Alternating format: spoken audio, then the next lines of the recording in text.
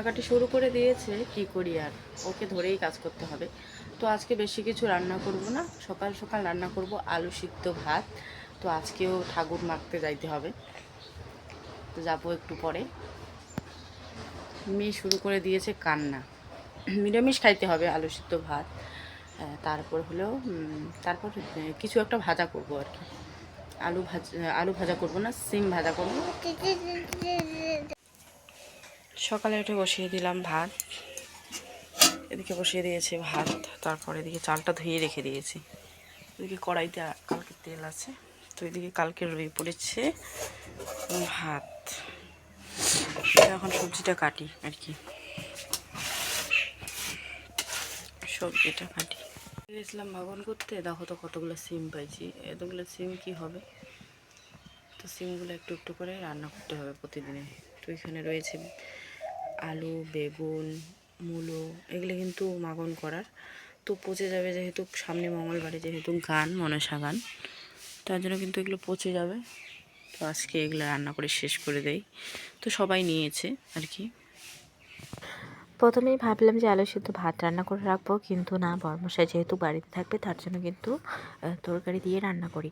2-3 দিন ধরে যেহেতু মাগন করে ঘুরছি মনসা মায়ের নামে, তার জন্য কিন্তু সিম, আলু, মূলো শাক এগুলো কিন্তু ওখানকারই। তো ওখান থেকে নেওয়া হয়েছে, কি আর করবো। ওই সামনে মঙ্গলবার যেহেতু মাগনের পূজার যেহেতু ডেট, তার জন্য কিন্তু আগে ভাগে এগুলো রান্না করে নিই। এগুলো যেহেতু সবাই দান করেছে, সবার তো সামর্থ্য নেই যে এটা দিতেই হবে, কারো কাছে তো আমরা দাবি করিনি।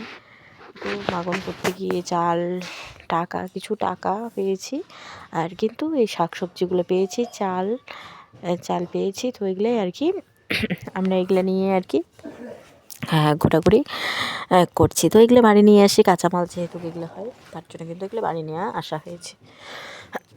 তো যাই হোক, আমি তো বললাম ভিডিওতে বলেছি যে আজকে রান্না করবো আলু সিদ্ধ ভাত, কিন্তু আমি সকাল সকাল উঠে পড়েছে।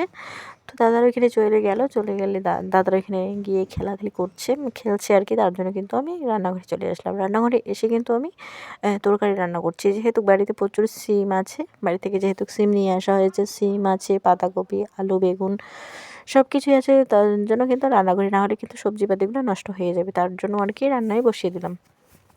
তো এদিকে আমি রান্নাটাও সেরে নিচ্ছি। মূলো শাক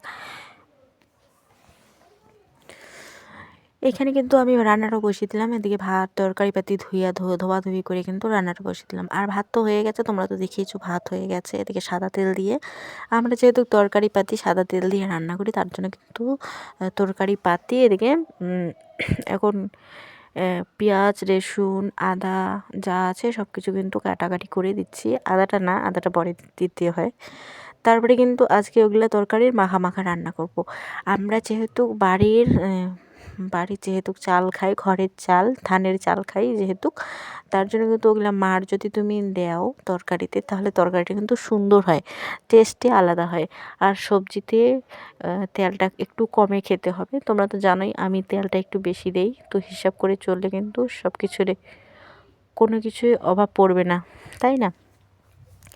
তো যাই হোক, আমি একটু তেল কম করেই দেওয়ার চেষ্টা করি। বেশি দেওয়া তেল মশলা একদমই খাওয়া যাবে না। আর আমার পক্ষে কিন্তু তেল মশলা খাওয়া একদমই সম্ভব না, কারণ আমার শরীরটা অন্যমতো হয়ে যাচ্ছে। আমি একটু মোটাটা বেশি হয়ে যাচ্ছি। তারপর সকালবেলা আমার রান্না বান্না তো তোমরা দেখতেই পাচ্ছ। এদিকে কিন্তু আলু,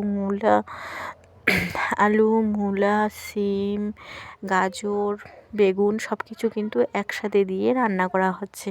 তো এদিকে কাজের ফাঁকে ঠাকুর নিয়ে যেহেতু বের হই, প্রতিদিনে কিন্তু ঘর বাড়ি নোংরা হয়। বাড়ি কিন্তু এসেই বাড়িঘর পরিষ্কার করি। দেখো, পরিষ্কার করে রাখতে পেরেছি তো। দেখো, সাদা বিছানা চাদরটা পাতিয়েছি। মেয়েকে বলেছে যে এখানে উঠবা না, দাগ লেগে যাবে। ও কিন্তু উঠি নেই। ওই যে আমি মোবাইলের লাইটটার জন্য দেখা যাচ্ছে না।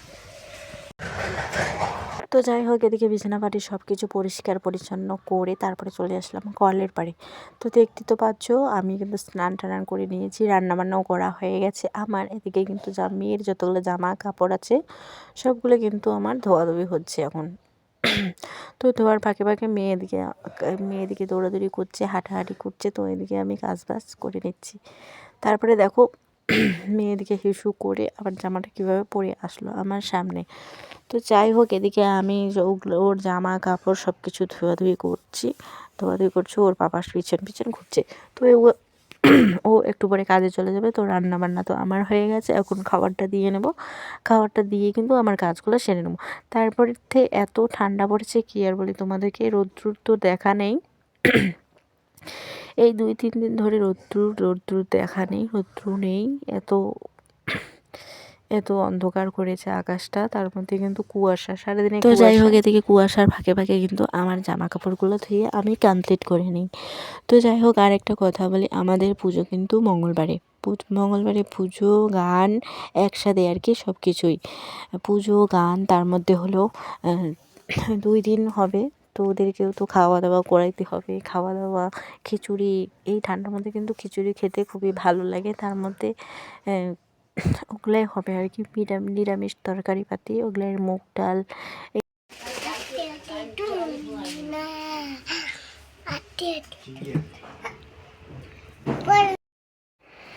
মেয়ের পাপা কিন্তু চলে গেল কাজে খাওয়া দাওয়া করে, তো মেয়েকে ওইদিকে দিয়ে দিলাম খেতে। তো আমার একটা ঠাম্মি আসলো, তার জন্যে কিন্তু আর কি বললাম যে একটু পরেই আমি জামা কাপড়গুলো ধুয়ে দিই, তুমি আগে জলটা নিয়ে যাও। যেহেতু আমাদের বাড়িতে জল নিতে আসে, তার জন্য কিন্তু জলটা আনতে দিলাম। তো যাই হোক, এদিকে আমি কিন্তু ঠাকুরটাও মুছে নিচ্ছি, মেয়েকে খাবার টাবার দিয়ে, মেয়েকে ভাত খাইয়ে দাইয়ে এখন কিন্তু আমি ঠাকুরটা মুছে নিচ্ছি। যেহেতু সকালে ঠাকুর মাগন করতে যাই, তার জন্য কিন্তু সকাল সকাল আর কি ঠাকুরটা মুছামুছি করে যেতে হয়। আর 2 দিন ধরে কিন্তু নিরামিষ খাওয়া হচ্ছিলো। তো আজকে আমি সেই রান্না করেছি, আমি তো আলু সিদ্ধ খেয়ে গেছি, আর ওর জন্য তরকারি রান্না করেছি, আমিষ তরকারি। তারপরে দেখো, ঠাকুর আমার মোছা কিন্তু একদমই কমপ্লিট। তারপরে আমার জামা কাপড় যা আছে, ব্ল্যাঙ্কেট, সবগুলো কিন্তু ভাঁজ করে নেওয়া হচ্ছে। তারপরে এদিকে জামা কাপড় বা বিছানা টিছানা সব কিছু কিন্তু ভাঁজ করে রাখা হচ্ছে। তারপরে কিন্তু আজকে ব্ল্যাঙ্কেট নেওয়া হয়েছে একটা, তো দেখতেই তো পাচ্ছ, পাতলা পাতলা, যেহেতু 2টা ব্ল্যাঙ্কেট আছে, তার জন্য কিন্তু আরেকটা ঝাঁপের আমাদের খুবই প্রয়োজন। তার জন্য আজকে নতুন একটা ব্ল্যাঙ্কেট নেওয়া হয়েছে। এটা তো সকালবেলা একটু পরেই আর কি নেবো, 11টা 11:30টার দিকে আর কি নতুন একটা ব্ল্যাঙ্কেট কিনে নিব, তোমাদের সঙ্গে ওটাও শেয়ার করে নিব। ঘরের কাজটা তো কমপ্লিট করে নিলাম, তারপরে বাইরেটা ঝাঁট দিয়ে নিই, বাড়িঘর সব কিছু কিন্তু ঝাঁট দেওয়া হয়েছে। তারপরে দেখো তো ক্যামেরাটা কীভাবে রেখে দিয়েছি, মোবাইলটা রাখতেও একদম পারি নাই। তারপরে দেখো, সামনে কিন্তু আমাদের অনেকগুলো নোংরা জাবরা জমা করা আছে, ওগুলো ধান সিদ্ধ করার জন্য। আর এখন তো একদমই ধান সিদ্ধ করা হবে না, কারণ কি বলো তো বন্ধুরা, পুরো অন্ধকার, এখন তো রৌদ্র নেই। তার মধ্যে দেখো, শাশুড়ি মা কিন্তু এদিকে কাজটা গুছিয়ে নিচ্ছে, গরুকে জল দেওয়া শুরু করে গোয়াল ঘর পরিষ্কার করা, পরিচ্ছন্ন করা, আর আমার তো ধোয়াধুয়ির কাজ, জামা কাপড় ধোয়াধুয়ি। তারপরে এদিকে কয়েকটা আরও জামা কাপড় বের হলো, মেয়ের প্যান্ট, তারপরে বড়মাসের গেঞ্জি। তো গেঞ্জি যেহেতু কাজকর্ম করে কিন্তু এসে গেঞ্জি টেঞ্জিগুলো ওইভাবে রেখে দিয়েছে, এখন কিন্তু জামা কাপড়গুলো ধুয়ে দেওয়া হচ্ছে। তো ঘষে ঘষে দিয়ে দিতে হবে, কারণ সাদা জামা যেহেতু, তার জন্য কিন্তু ব্রাশ দিয়ে ঘষে ঘষে জামাগুলো ধুয়ে দিচ্ছি। তো কালকে তো যাই হোক, এদিকে জামা কাপড় ধুয়ে ভিডিওটা এখান থেকেই শেষ করি, আর ভিডিও করব না, কারণ আজকে এটুকু ভিডিও দিব, যেটি করেছি ওটিকে ভিডিওই দেবো। সমস্ত কাজবাজ কিন্তু আমি সেরে নিলাম, এখন একটু খাওয়া দাওয়া করে মেয়েকে ঘুম পাঠাবো। তো খাওয়া দাওয়া করতে, কাজকর্ম করতে কিন্তু 1-2টা বেজে গেছে, বর্তমানে 1-2টা কিন্তু বাজছেই আর কি। তো জামা ধোয়া কমপ্লিট হয়ে যাচ্ছে। তারপরে কালকে আবার দেখা হবে নেক্সট ব্লগে। তো শাশুড়ি মা ওদিকে কলের পাড়ে চলে আসলো হাঁড়িটা ধুতে। তো এদিকে জল গরম বসিয়ে দিবে, যেহেতু আমাদের বাড়িতে তো এখন অসুস্থ, তার মধ্যে কাজবাজ কিন্তু সমস্ত কিছু কিন্তু শাশুড়ি মা আর আমাকে কিন্তু গুছিয়ে নিতে হয়। তো এদিকে জামা কাপড়গুলোও ধোয়াধুয়ি হয়ে গেল, আগে তো শুকোতে দিয়েছি, ওটাতে দেখতেই পাচ্ছ। তারপরে এত ঠান্ডার মধ্যে কিন্তু গরুটা ওইখানেই আছে বাড়িতে।